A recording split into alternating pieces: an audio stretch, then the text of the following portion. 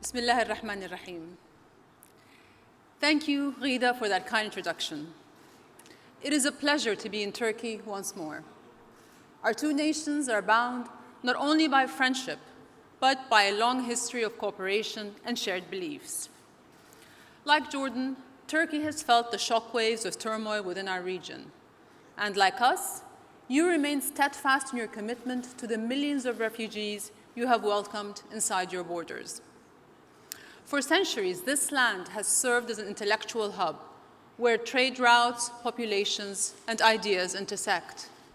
Today, I am delighted to contribute to that tradition and take part in this forum.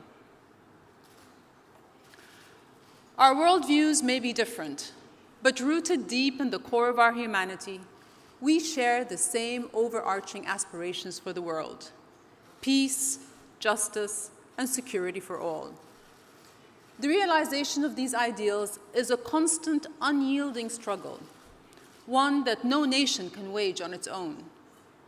But it must remain our common mission, because when we falter, the innocent are the first to pay the price. Like Alan Kurdi, it has been 3 years since his lifeless body was recovered on a beach near Bodrum. He, along with his brother and mother, lost their lives in an effort to escape the brutality of the Syrian conflict. In death, he quickly became a symbol of the struggles of more than 5.5 million Syrian refugees. For a brief moment, this snapshot of senseless loss seemed poised to serve as a turning point in the global refugee crisis. It forced the world to confront the true cost of war and the terrifying outcome of global inaction. But the political and humanitarian will it generated was short-lived. Almost as suddenly as it had appeared, concern for the refugee crisis once again receded, a casualty of the ebb and flow of human compassion. More than 10,000 people have since drowned attempting to make the same perilous trip across the Mediterranean.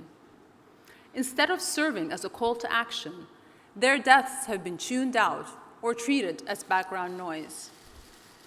In decades past, experts warned that the 24-hour news cycle would desensitize us to images of horror. Today, such concerns seem almost quaint. Footage of human misery is now inescapable, streaming constantly through our screens and flooding our social media feeds.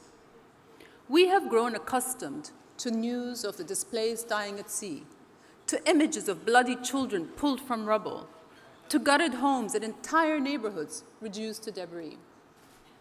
Every day, we are bombarded with evidence of suffering, until images that once felt painfully familiar gradually stop being painful.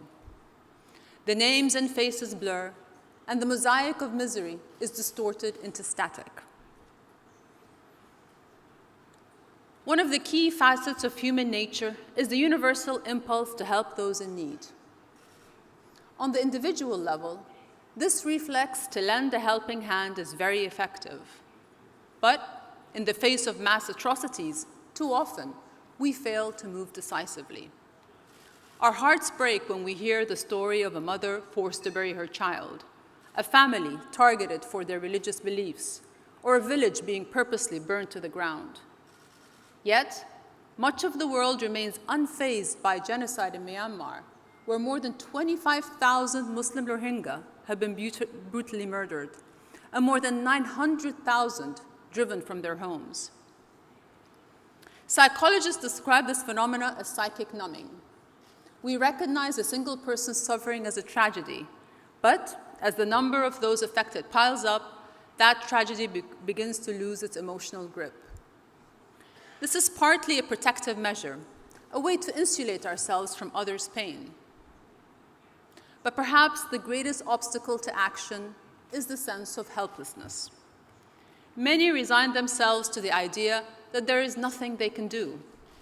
They tell themselves that any efforts to improve our world would be offered in vain.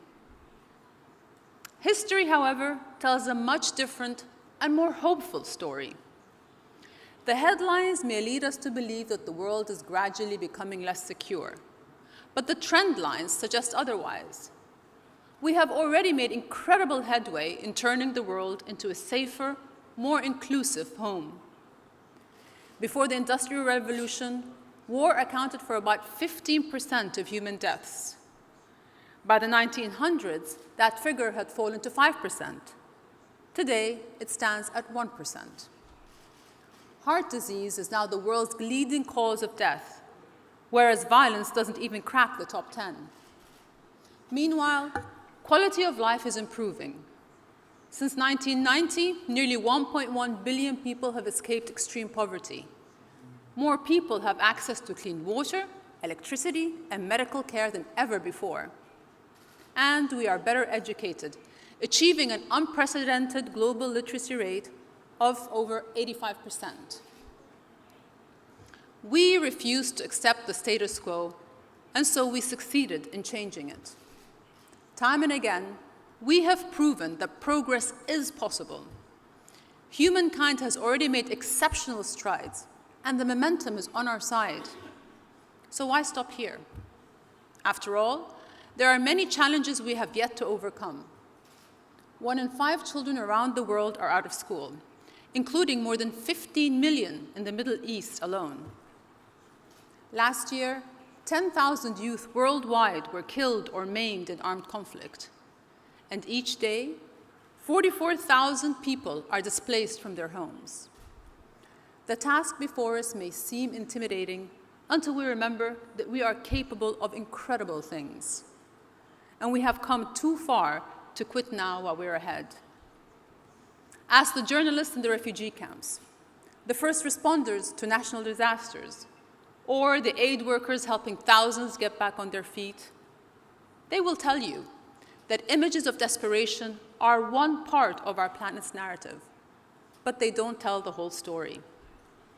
Determination, strength, community, joy, even in the darkest of places, the best of humanity continues to shine through. Among the heartache, there is so much life left to cherish. Now is no time to disengage.